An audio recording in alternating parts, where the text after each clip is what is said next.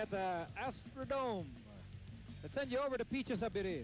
Okay, with James Yap and Chris Aquina for parents, a lot are wondering kung lalaki ba si Baby James to become a basketball player or an artista. Well, to Daddy James, syempre sana basketball players, especially since daw malaki daw ang kamay, good for ball handling just like him. But at the same time daw, the 1-year-old is so talkative at sobrang masayahin, parang mommy niya.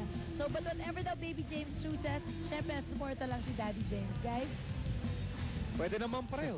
Bakit? Why not both? I mean, you can be a basketball player and could be a artista, pwede kang TV personality. Bakit hindi? Oh, pwede kang maarting basketball player. Diba? Di yata okay. Di pwede yun. Di yata okay.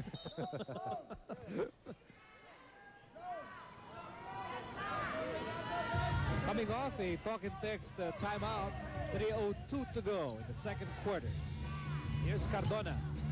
Jack Gia for three. Another miss from the outside. Well, both sides are missing. Last 2 minutes. More than 2 minutes na ang nakakaraan nang huli tayo nakakita ng isang field goal.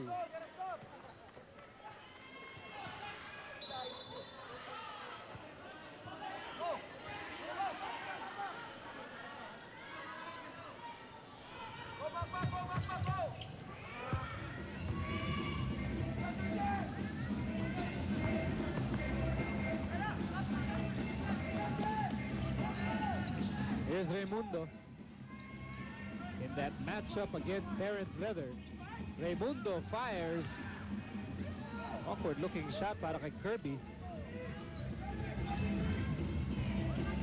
6 points pa rin ang kailangan na bulin ng phone pals here in the second quarter. Here's Cardona. Cardona on the move. Cardona outside. Jack Gio once again. Still no go. Finally, the phone pals score on a tip-in from Don Aliado.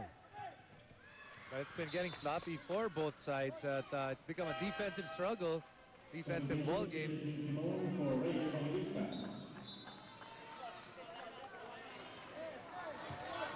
I have to say, pag naging defensive yung labanan, Miko, advantage has to go to Pure Foods. They're a team that has been really good when it's a defensive game. Talk and text.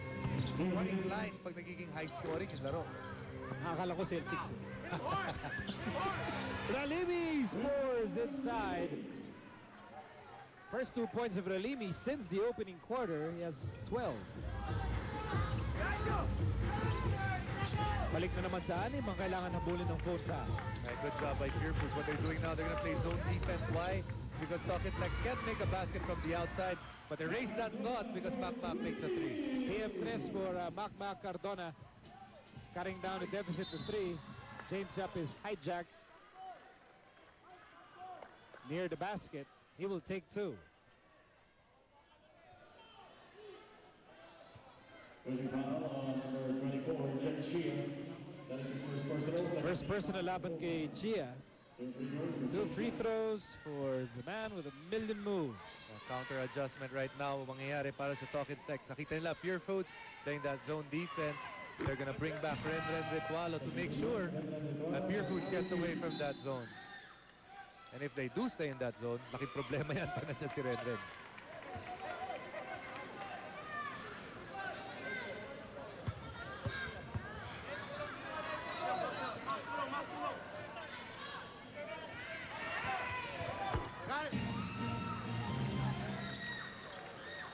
Under 2 minutes to go in the second quarter. Naghahabol pa rin ng phone pals. Down by 5 points. Here's Cardona. Nice spin. Cardona scoring 5 straight points here for the phone pals. He has 10. He was told by his coaches and his teammates na atakihin yung depensa ni Roger Yap. But that was all the way back at the start of the second quarter. And finally, Mac Cardona obliging the request of his teammates. Here's Ralimi. Getting a nice pass from Raimundo. Ralimi with 14 points today. That's really his bread and butter shot. Si Reda Ralimi. That jump hook, that nakahiga yung jump hook niya. Oh, look at this at the bottom. Silipin natin si Terrence Leather ang nagkakabanggaan naman ngayon. Miko, si Terrence Leather at si Ralimi. Turnover laban sa phone pals. Here's Ralimi. Fires. That's a lot of confidence displayed by Reda Ralimi, who now has 16 points. And Terence Leather has to get his head back into the game. The reason na libre si Ralimi, he was talking to his coaching staff. Another turnover. Simon on the move. 16 seconds to go. Bago matapos ang first half, Pure Foods can actually go for the last basket here. Only foul on The phone fouls. With 3 more fouls to give. That's one of the 3 fouls they can afford to give up.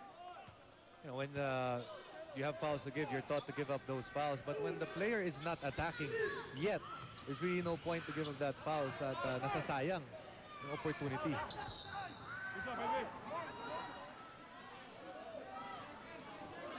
Some second motion there from Peter June Simon. number 24, Jet Chia. That is his second personal. Second personal meantime, laban kay Jack Chia. Here's Simon, and that's going to be 2 free throws. Kahit na wala pa dapat sa penalty ang talk and text. Number 24, Jet Chia. That is his third personal foul.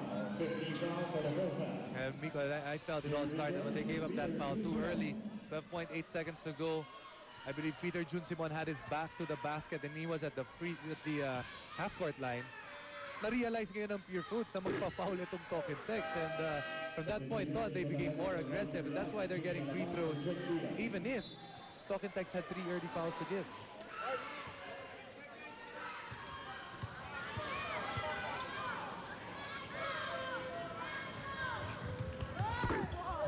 Two misses by Peter June Simon.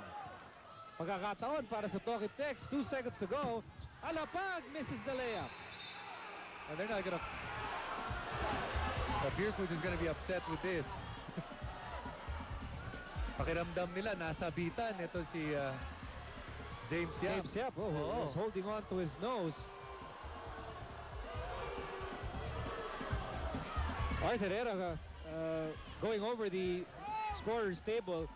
That's why Coach Ryan Gregorio and the rest of the Giants are still on the court. Inaabangan kung mayroon ba tatawag na foul o wala. What they're gonna look at is the time. But I'm not sure if I actually heard a whistle na nagpumito para dun sa foul. Here's that missed layup by Alapag. You wait for that red light. There's the contact.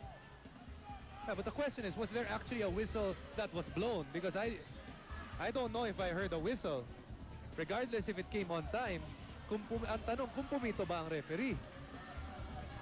That's what we're trying to sort out here. Hanggang ngayon, hinahawakan pa rin ni James Yap yung kanyang ilong. And we're still awaiting the official verdict here bago natin tapusin ang first half. And now they're going to the tape to review what happened. And referee Art Herrera, our crew chief today, heads over to the official's table to hand over the verdict here. The question is if they call a foul, kung meron pang matitirang Number 12, Terence Leather. Penalty. ang mangyayari naman dito, makaka-expect tayo naman ng Well, wala na magre-reklamo sa talk and text dahil nasa dugout na sila eh. but they will not like that call. And the other thing is, ang kailangan rin silipin, kung may natira pang segundo sa clock natin, pagkatapos siya mapituhan ng Well, that's foul. what they checked sa tape and mukhang meron pa nga. But they're not putting it back on the clock.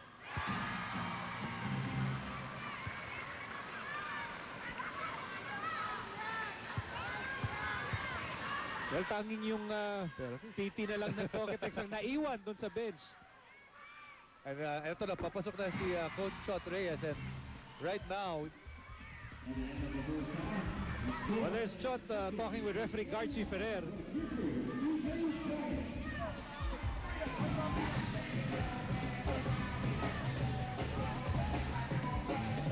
Well, I think Coach Chot is heading over to our officials here. He's gonna talk with Ramil Cruz. He's gonna have a interesting discussion here. Yan po si Ramil Cruz kasama sa ating officiating team dito sa PBA. And as all of this is happening, tapos na ang ating first half. Lamang ang Pure Foods, 50-41. And we'll be back with more from the Cuneta Astrodome after these messages.